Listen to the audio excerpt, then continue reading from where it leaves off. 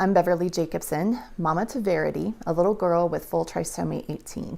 And in this video series, I'm giving some quick answers to commonly asked questions about the topic of trisomy life.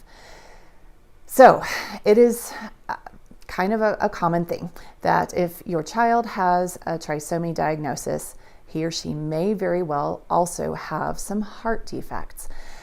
In fact, sometimes people find out about the heart conditions before they even know their child has a trisomy. With genetic testing being what it is nowadays, parents are finding out earlier and earlier about their children's conditions. And there are definitely pros and cons to this, don't get me wrong.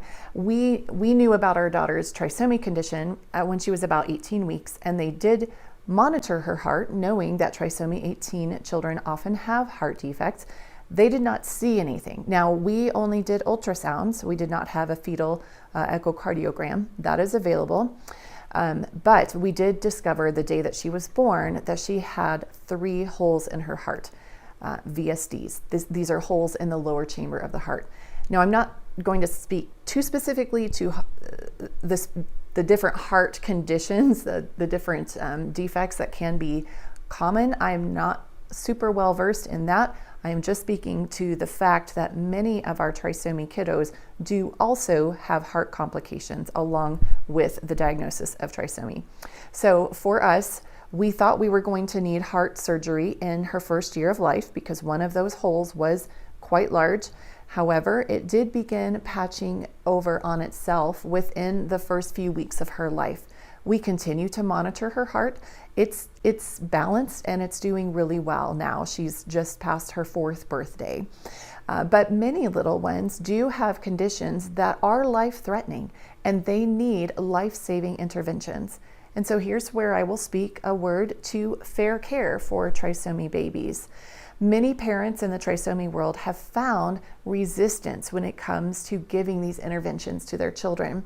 So if you have a prenatal diagnosis, if you know that your child has a heart condition and a trisomy, I would like to encourage you, educate yourself and find a support system that will come alongside you.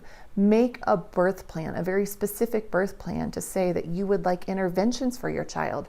For us, our birth plan said that anything that we would do for any of our other children, we wanted that same fair care for Verity. If she needed breathing support, feeding support, heart surgery, any of that, we let our team know that we were behind that because we wanted to give her a fair chance at life. So a birth plan is very, very helpful. If you need help with this, please reach out. Verity's Village is available to help. There are other organizations, Able Speaks, Be Not Afraid, the Bella Grace Foundation. There are a number of organizations that will help you with this aspect of your journey. And just to prepare you and warn you that you are your child's voice and you may very well need to take some pretty strong measures to give your child that chance at life, especially when it comes to heart surgery or interventions for heart defects. Many families have found that they needed to travel because their own hospital refused to give heart surgery to their little one because of the trisomy condition. But studies have shown that babies that receive heart surgery are able to prolong their life and their families are enjoying years of a happy, healthy, high-quality life with their little ones. So don't be afraid to dig in, get the information you need, and be prepared to advocate for your child.